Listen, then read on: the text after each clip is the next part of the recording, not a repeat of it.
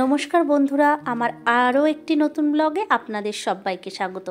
আশা করছি সবাই খুব ভালো আছেন, আমিও ভালো আছি। আরও একটা নতুন ব্লগ নিয়ে চলে আসলাম। আজকে আমি সকালের কাজকর্ম দিয়েই আমার ব্লগটি শুরু করলাম। সকালবেলায় এই যে কাজ করার টাইমটা, এটা খুবই তাড়াহুড়োর সময় এবং এই সময়টায় সত্যিকার কোনো দিকে চোখ ফেলার সময় থাকে না।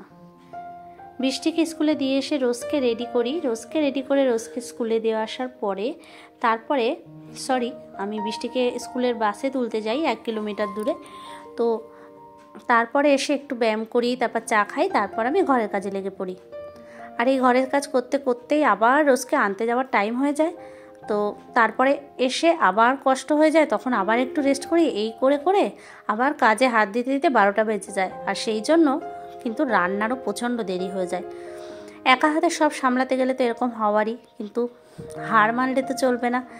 এখন সংসারের ভিতরে প্রবেশ করেছি, তো সেটাকে তো খুব ভালোভাবে চালিয়ে যাওয়ার চেষ্টা করতেই হবে। আর সেই প্রচেষ্টাই আমি করে চলেছি প্রতিনিয়ত। আর সেই চেষ্টার মধ্যেও কিন্তু অনেক সময় অনেকটা ত্রুটি থেকে যায়, কারণ একা একা কিন্তু সব কিছু সুন্দরভাবে করা সম্ভব হয় না। একটু একটু খামতি তো থেকেই যায়, কিন্তু সেই নিয়ে রোজের বাবা কিন্তু আমাকে কিছুই সেরকম বলে না, শুধু বলে বাচ্চাদের প্রতি খেয়াল রাখতে এবং বাচ্চাদের ধ্যান দিতে। কিন্তু এই যে ব্লগিং করি, এই দিকটাও কিন্তু অনেকটাই টাইম দেওয়া লাগে। এই যে ভিডিও শ্যুট করতে গেলে, ক্যামেরা ধরতে গেলে তো একটু ভালোভাবে সব কিছু করতে হয়। তো সেক্ষেত্রে টাইমটা অনেকটা চলে যায় কাজ করতে করতে। আবার সেগুলো এডিট করা আছে, পোস্ট করা আছে।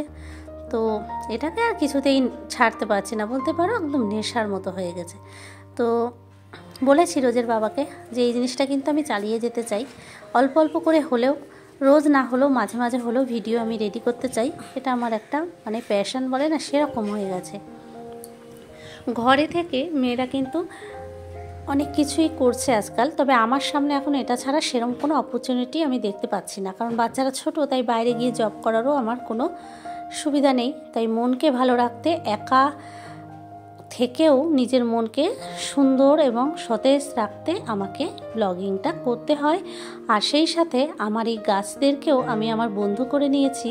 এদের পরিচর্যা করি বলেও কিছুটা সময় কিন্তু আমার খুব ভালোভাবে যায়, আর সমস্ত টেনশন চিন্তা সে সময় দূর হয়ে যায়। গাছগুলোকে মনে হয় যেন নিজের সন্তানের মতন, এবং তাদের প্রতিপালন করছি। একটুখানি গাছের গোড়ার জল শুকিয়ে গেলে বা গাছ একটুখানি পাতা শুকিয়ে গেলে সেগুলো ফেলে দেওয়া, পরিষ্কার করা, এটা যেন একদম একটা রুটিন হয়ে গেছে। এখানে কিছু চন্দ্রমল্লিকা গাছের ডাল রয়েছে, আমি আগের বছর থেকে একটা বাঁচিয়ে রেখেছিলাম। সেই চন্দ্রমল্লিকার ডালটা ওর বাবা বললো লাগিয়ে দিলে একটু শীতের আগে আগে ওর থেকেই গাছ হতো, তো সেটা অনেক দেরি করে ফেলেছি। তবুও যে কটি লাগিয়েছিলাম সেগুটি বেঁচে যাওয়াতে ছোট ছোট পাত্রে বসিয়ে দিলাম। কিছু গাছের গোড়া কিন্তু একদমই শক্ত হয়ে গেছে, অনেক দিনই গাছের গোড়াটা কিন্তু গোড়াই করা হয় না, তাই বসে পড়লাম, সেটাও করে নিলাম। ছাদে যখন আসি তখন কিন্তু আমি ভাবি যে একটু জল দিয়ে চলে আসি বা কিছু, কিন্তু আসলেই ছাদে বা ব্যালকনিতে হাজারটা কাজ মনে পড়ে যায়। এখানে একটু গোড়াই করা, ওখানে একটু জল দেওয়া, এখানে একটু পাতা পরিষ্কার করা, কি করে যেন ছাদে 1 ঘন্টা প্রায় হয়েই যায়। এখানেও আমার অনেকটা লেট হয়ে যায়। তো সেই জন্য রান্না বান্নাতেও স্বাভাবিকত লেট হয়, এবং রোজ খেতে বসতে 3টে তো বাজেই। কিচ্ছু করার নেই, একা হাতে আর কত তাড়াতাড়ি করব বলো তো। এদেরও যে আমি অবহেলা করতে পারি না, এদেরকে লাগিয়েছি তো এদেরকেও তো একটু সময় দিতে হবে। আর সত্যি কথা বলতে কি, এদের সময় দিলে আমার মনটাও ভালো থাকে।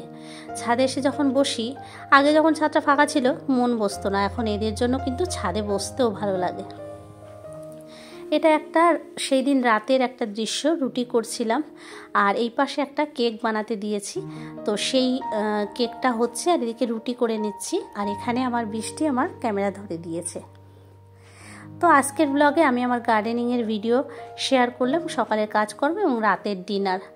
তো ভিডিওটি আশা করছি আপনাদের ভালো লেগেছে। যদি ভালো লাগে কমেন্টে অবশ্যই জানাবেন, ভালো লাগলে একটা লাইক করে দেবেন। আমার ভিডিওগুলি ভালো লাগলে আমার চ্যানেলটি সাবস্ক্রাইব করে আমার পাশে থাকতে পারেন। আজকের মতো আসি, টাটা বন্ধুরা, সবাই ভালো থাকবেন।